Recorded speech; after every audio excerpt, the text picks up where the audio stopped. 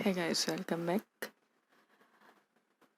Punjab government initiative under घर घर रोजगार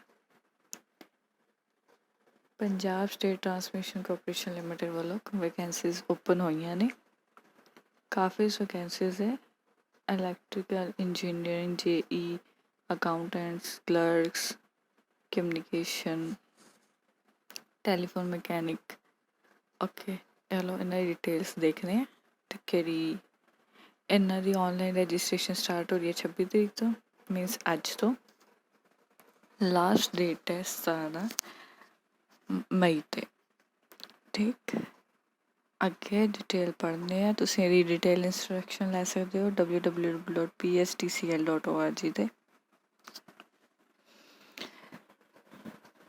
पहली पोस्ट है assistant engineer OT electrical 43 total post ने क्वालिफिकेशन की है full time regular bachelor engineer BTech कीती होए बीएससी कीती होए इलेक्ट्रिकल इंजीनियर दे विच 60% मार्क्स सी ओके नैक्सट पोस्ट है असिस्टेंट इंजीनियर ओटी सिविल दी ਇਹਦੀਆਂ 6 पोस्टां ने टोटल 6 पोस्ट दी वैकेंसीज ने full time regular bachelor engineer BTech BSc engineering civil engineering होवे विद 60% मार्क्स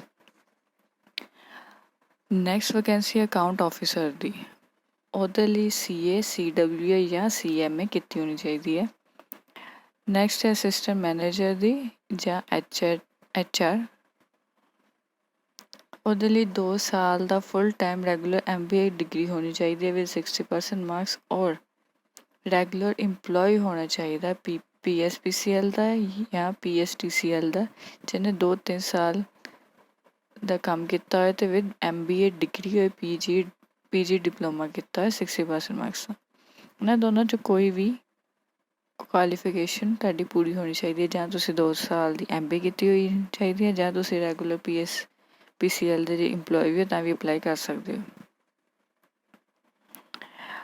ਅੱਗੇ ਅਸਿਸਟੈਂਟ ਮੈਨੇਜਰ IT ਪ੍ਰੋਫੈਸ਼ਨਲ ਸੀ full time regular bachelor engineer BTech BSc engineering computer science से की हुई या IT की हुई 60% मार्क्स ओके नैक्सट है डिवीजन अकाउंटेंट 10 पोस्टां ने BCom वाले अप्लाई कर सकते हैं जिन्हें 60% मार्क्स अप्लाई गेन किए हुए ने तो MCom वाले भी अप्लाई कर सकते हैं MCom वाले ने 50% मार्क्स रिक्वायरमेंट ने CA इंटर या CW इंटर ਜਿਹੜੇ कर रहे हैं वो भी अप्लाई कर सकते हैं ਅੱਗੇ ਜੂਨੀਅਰ ਇੰਜੀਨੀਅਰ ਸਬ ਸਟੇਸ਼ਨ ਦੀ 200 ਪੋਸਟਾਂ ਨੇ ਫੁੱਲ ਟਾਈਮ ਰੈਗੂਲਰ 304 ਸਾਲ ਦਾ ਡਿਪਲੋਮਾ ਕੀਤਾ ਹੋਇਆ ਇਲੈਕਟ੍ਰੀਕਲ 'ਚ ਵਿਦ 60% ਮਾਰਕਸ ਇਹਦੀਆਂ ਕਾਫੀ 200 ਪੋਸਟਾਂ ਨੇ ਜਿਨ੍ਹਾਂ ਕੀਤੇ ਕਾਫੀ ਅੱਛਾ ਮੌਕਾ ਹੈ ਅਪਲਾਈ ਕਰ ਸਕਦੇ ਹੋ ਜੂਨੀਅਰ ਸਿਵਲ ਇੰਜੀਨੀਅਰ ਦੀਆਂ 15 ਪੋਸਟਾਂ ਨੇ 15 ਵੈਕੈਂਸੀਜ਼ ਨੇ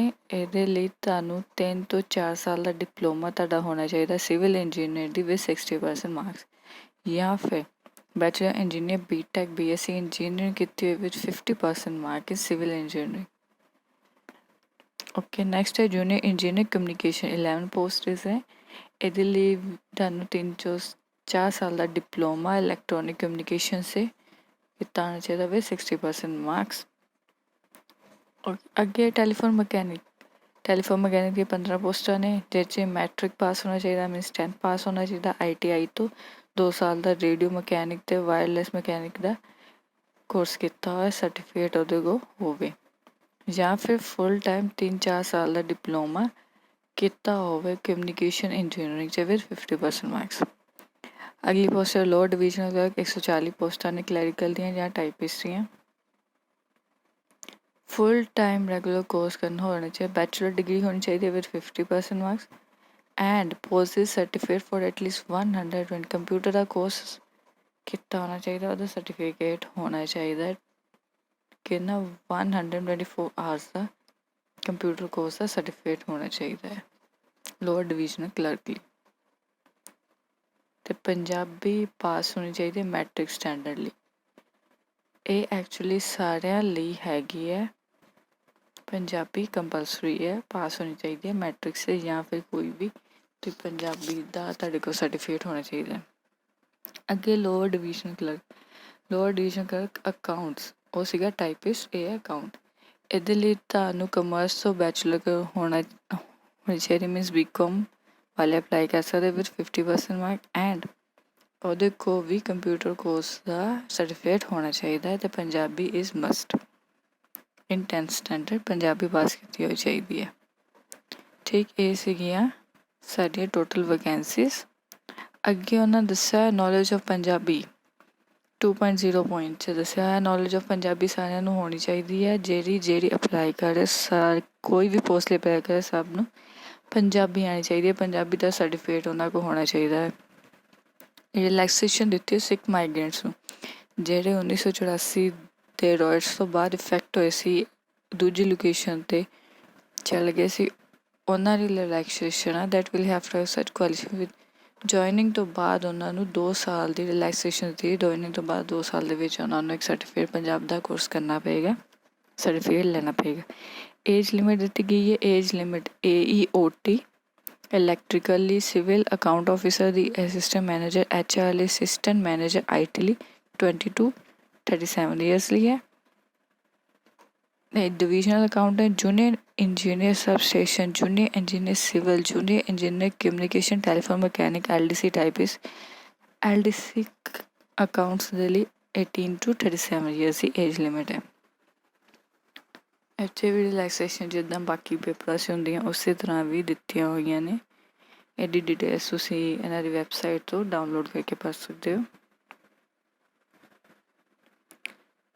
ਠੀਕ, ਅੱਗੇ ਸਿਲੈਕਸ਼ਨ ਪ੍ਰੋਸੀਜਰ ਹੈ। ਇਹਦੇ 'ਚ 100 ਨੰਬਰ ਦਾ ਪੇਪਰ ਆਏਗਾ, 12 ਕੈਟੇਗਰੀਜ਼ ਦੀਆਂ। ਔਨਲਾਈਨ ਪੇਪਰ ਹੋਏਗਾ 2 ਘੰਟੇ ਦਾ। ਨੈਗੇਟਿਵ ਮਾਰਕਿੰਗ ਵੀ ਹੈਗੀ ਹੈ ਇਹਦੇ ਵਿੱਚ 0.25 ਦੀ, ਮੀਨਸ 1/4 ਨੈਗੇਟਿਵ ਮਾਰਕਿੰਗ ਵੀ ਆਏਗੀ। ਕਿਹੜੇ ਪੇਪਰ ਆਉਣੇ ਆ? ਅਸਿਸਟੈਂਟ ਇੰਜੀਨੀਅਰ ਲਈ ਜਿਹੜਾ ਐਜ਼ ਪਰ ਐਜੂਕੇਸ਼ਨ ਕੁਆਲੀਫਿਕੇਸ਼ਨ, ਜਿੱਦਾਂ ਬੈਚਲਰ ਆਫ ਇੰਜੀਨੀਅਰਿੰਗ ਕੀਤੀ, ਇੰਜੀਨੀਅਰਿੰਗ ਦੇ ਕੁਐਸਚਨ ਆਏਗੇ 60 ਮਾਰਕਸ ਦੇ। ਜਨਰਲ ਨੌਲੇਜ, ਰੀਜ਼ਨਿੰਗ, ਇੰਗਲਿਸ਼, ਇਹ 40 ਮਾਰਕਸ ਦਾ ਕੁਐਸਚਨ ਆਏ ਪੇਪਰ ਆਏਗਾ ਇਹਦੇ 'ਚ। ਮੀਡੀਅਮ ਸਾਰਾ ਇੰਗਲਿਸ਼ ਦਾ ਹੋਏਗਾ, ਬਸ ਜਿਹੜਾ ਕਲੈਰੀਕਲ ਹੈ ਉਹ 'ਚ ਪੰਜਾਬੀ ਦਾ ਇੱਕ ਬਾਈ ਲੈਂਗੁਏਜ ਪੇਪਰ ਆਏਗਾ, ਬਸ ਪੰਜਾਬੀ 'ਚ ਵੀ ਹੋਏਗਾ, ਇੰਗਲਿਸ਼ 'ਚ ਵੀ ਹੋਏਗਾ, ਬਾਕੀ ਸਾਰੇ ਇੰਗਲਿਸ਼ ਮੀਡੀਅਮ 'ਚ ਆएंगे। असिस्टेंट इंजीनियर सिविल से भी, assistant engineer electrical, engineer civil, account officer, assistant manager HR, assistant manager IT, divisional accountant, junior engineer sub station, junior engineer communication, junior engineer civil, telephone mechanic, lower divisional accounts. ਇਹਨਾਂ ਸਾਰਿਆਂ ਦੇ 60 marks ਦਾ paper ਆਊਗਾ ਆਪਣੀ education ਦੇ accordingly, ਅਤੇ 40 marks ਦਾ ਬਾਕੀ general paper ਆਏਗਾ ਜਿਸ 'ਚ GK ਹੋਏਗੀ, ਰੀਜ਼ਨਿੰਗ ਹੋਏਗੀ ਅਤੇ ਇੰਗਲਿਸ਼ ਹੋਏਗੀ। Okay, lower divisional clerk typist ਜਿਹੜੇ ਨੇ ਉਹਨਾਂ ਲਈ GK ਆਏਗੀ, ਬੇਸਿਕ ਕੰਪਿਊਟਰ ਆਏਗਾ, ਉਹ 'ਚ ਇੱਕ ਚੀਜ਼ ਐਡ ਹੋ ਰਹੀ ਹੈ computer, logical, reasoning, numerical ability, general English ਆਏਗੀ। ਓਕੇ, ਇਹਦਾ ਹੋਏਗਾ ਇੰਗਲਿਸ਼ ਦੇ ਪੇਪਰ। ਜਿਹੜਾ ਟੈਲੀਫੋਨ ਮਕੈਨਿਕ ਦਾ ਉਹਦਾ ਇੰਗਲਿਸ਼ ਤੇ ਪੰਜਾਬੀ ਬਾਈ ਲੈਂਗੁਏਜ ਪੇਪਰ ਹੋਏਗਾ। ਆਲਰਾਈਟ, ਠੀਕ ਹੈ। ਅੱਗੇ ਹੈ ਪਲੇਸਮੈਂਟ। ਪਲੇਸਮੈਂਟ ਇਹਦੀ ਕਿਸੇ ਵੀ ਏਰੀਏ 'ਚ ਹੋ ਸਕਦੀ ਹੈ, ਪੰਜਾਬ ਦੇ ਅੰਦਰ ਹੋ ਸਕਦੀ ਹੈ, ਜਿਹੜੀ ਮਰਜ਼ੀ ਪਲੇਸ 'ਤੇ ਤੁਹਾਡੀ ਪਲੇਸਮੈਂਟ ਹੋ ਸਕਦੀ ਹੈ। ਅਪਲਾਈ ਕਰਨ ਲਈ ਤੁਹਾਨੂੰ ਉਹਨਾਂ ਵੈਬਸਾਈਟ 'ਤੇ ਜਾਣਾ ਪਏਗਾ, ਉੱਥੇ ਆਪਣੀ ਡਿਟੇਲਸ ਫਿਲ ਕਰਨੀ ਪਏਗੀ, ਫਿਰ ਤੁਹਾਨੂੰ ਇੱਕ ID ਪਾਸਵਰਡ ਦਿੱਤਾ ਜਾਏਗਾ, ਉਹਨਾਂ ਨਾਲ ਲੌਗਇਨ ਕਰਕੇ ਤੁਸੀਂ ਆਪਣੀ ਬਾਕੀ ਡਿਟੇਲਸ ਫਿਲ ਕਰੋਗੇ ਅਤੇ ਫੀਸ ਵਗੈਰਾ ਪੇਮੈਂਟ ਕਰਕੇ ਤੁਹਾਡੀ ਔਨਲਾਈਨ ਰਜਿਸਟ੍ਰੇਸ਼ਨ ਹੋ ਜਾਏਗੀ। ਇਹਨਾਂ ਦੀ ਫੀਸ ਕਿੰਨੀ ਹੈ?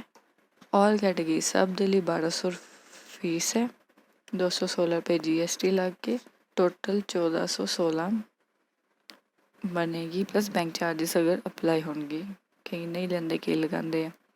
SC ਕੈਟਾਗਰੀ ਲਈ 480 ਹੈ, ਪਰਸਨ ਵਿਦ ਡਿਸੇਬਿਲਿਟੀ 600 ਹੈ, EWS ਵਾਲਿਆਂ ਲਈ 480 ਹੈ।